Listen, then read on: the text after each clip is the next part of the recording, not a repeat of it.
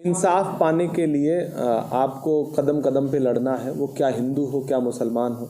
मैं तो ये मानता हूँ कि गरीब को सबसे ज़्यादा इंसाफ पाने के लिए लड़ना पड़ता है और उसके साथ लोग भी कम खड़े होते हैं। तो ऐसे में ये एक PIL दाखिल की गई थी जिसमें रेलवे शुरू में पार्टी भी नहीं था, बाद में इन्वॉल्व हुआ रेलवे, और रेलवे ने 2 एफिडेविट दिए। पहला एफिडेविट दिया कि हमारे 29 एकड़ ज़मीन पर अतिक्रमण है, और बाद में फिर रबड़ स्टैम्प की तरह वो अतिक्रमण फैल गया, रबर की तरह, और बाद में दिया कि 78 एकड़ पर हमारा अतिक्रमण है हमारी ज़मीन पर। तो वो 2 एफिडेविट ही जो है वो इस पूरे मामले में बहुत सारे झोल दिखाते हैं। दूसरी बात ये, राज्य सरकार कहीं खड़ी नहीं हुई, उसी ज़मीन पर स्कूल बना है, राजकीय स्कूल बना है, अस्पताल बना है जो शासन ने बनवाया है, और 11 मान्यता प्राप्त स्कूल हैं जिनकी मान्यता राज्य सरकार ने दी है। तो क्या राज्य सरकार ने वहाँ पर अतिक्रमण किया है? सवाल ये खड़ा होता है। राज्य सरकार को रेलवे के अगेंस्ट इस मामले में अपीयर होना चाहिए था, लेकिन राज्य सरकार कहीं खड़ी नहीं हुई। तो मैं ये कह रहा हूँ कि इस देश में इंसाफ के लिए अब हर व्यक्ति को लड़ना पड़ रहा है। राज्य सरकारें, स्थानीय प्रशासन पूरी तरह से गरीबों से अलग हट करके गरीबों को प्रताड़ित करने वाले रास्ते पर चल रहे हैं, इसीलिए हमें इंसाफ के आखिरी दरवाजे तक आना पड़ा। तो क्या आप ये मानते हैं कि जहाँ भी माइनॉरिटी डिपार्टमेंट कांग्रेस का खास तौर से खड़ा हो जाता है, वहाँ से हिंदू मुस्लिम शुरू हो जाती है? नहीं, आप ऐसा बिल्कुल नहीं है। ऐसा सवाल हल्द्वानी वाले इशू नहीं, हल्द्वानी वाले इशू में हमारा माइनॉरिटी डिपार्टमेंट ही नहीं खड़ा है, पूरी कांग्रेस पार्टी खड़ी है, वहाँ के अलग अलग एक्टिविस्ट खड़े हैं, वहाँ की तंजीमें खड़ी हैं। हिंदू मुसलमान तो हर जगह किया जा रहा है।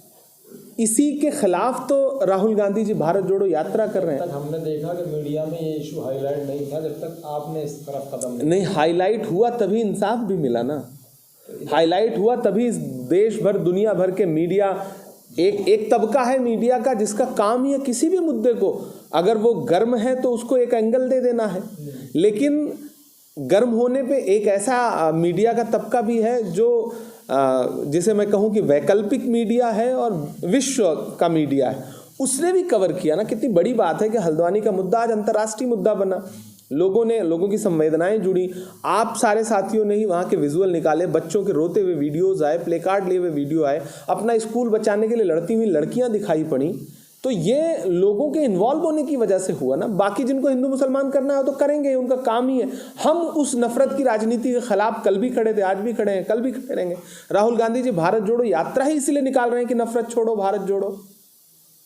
जी, ये लड़ाई आगे जारी रहेगी आपकी? और नहीं, बिल्कुल, हम कल भी लड़ रहे थे, हम आज भी लड़ रहे हैं। आज का फैसला बहुत अच्छा है, और अब तो माननीय उच्चतम न्यायालय ने गेंद सीधे सीधे रेलवे और राज्य सरकार को भी इन्वॉल्व कर लिया। ये बहुत महत्वपूर्ण बात है कि अब तक राज्य सरकार बचती थी, इस मामले से अपने आप को अलग करके रख रही थी, लेकिन आज सुप्रीम कोर्ट ने यह कहा कि राज्य सरकार और रेलवे ये बताए कि इतने लोगों को विस्थापित करने का प्लान क्या है आपके पास। तो आज राज्य सरकार भी एक तरह से इस मामले में इन्वॉल्व हो गई। अब राज्य सरकार बताए कि वो अपने बनवाए हुए स्कूल, अपने बनवाए हुए अस्पताल बचाना चाहती है या नहीं चाहती है। वो राज्य सरकार आकर के सुप्रीम कोर्ट में बताए। राज्य सरकार इसीलिए बच रही थी क्योंकि वो चाहती है कि उसके नागरिक प्रताड़ित हों। मुझे तो उत्तराखंड के मुख्यमंत्री से पूछना है कि कौन सा ऐसा मुख्यमंत्री है जो अपने राज्य के नागरिकों की अपनी संपत्तियों की परवाह नहीं करता। विद्यालय तो राज्य की संपत्ति हुई ना, जो राजकीय विद्यालय, अस्पताल तो राज्य की संपत्ति हुई, वो अपनी संपत्ति क्यों नहीं बचाना चाहते थे, मुझे हैरत है। तो सुप्रीम कोर्ट ने बहुत अच्छा फैसला दिया। नहीं, पूरी तरह से स्टे लगा दिया, ये कह दिया कि हम हाई कोर्ट के फैसले को पे स्टे दे रहे हैं और ये वक्ती नहीं है। अब तो बाकी आगे डिबेट होगा और डिबेट के पहलू दूसरे होंगे। अब कार्रवाई तो रुकी हुई है, दैट्स ऑल। 7 फरवरी को सुनवाई, राज्य सरकार और रेलवे आए और बताए कि उसके पास प्लान क्या है, तो वो स्टे तो है। एक बड़ी कामयाबी है जो आपने, हाँ, इसमें कोई दो राय नहीं। मैं ये मानता हूँ कि एक बड़ी कामयाबी है और वहाँ के लोगों की जो उनकी जो आहें हैं, उनकी चीख पुकार है, उसके लिए बहुत राहत। आपकी इनिशिएटिव है जो मैं देख रहा था जब से आपने ज्वाइन किया माइटी के चेयरमैन, उस वक्त से माइटी पूरे भारत में एक लोगों की उम्मीद बन के आ रही है। देखिए, हमारा काम यही है, हमारी जिम्मेदारी यही है।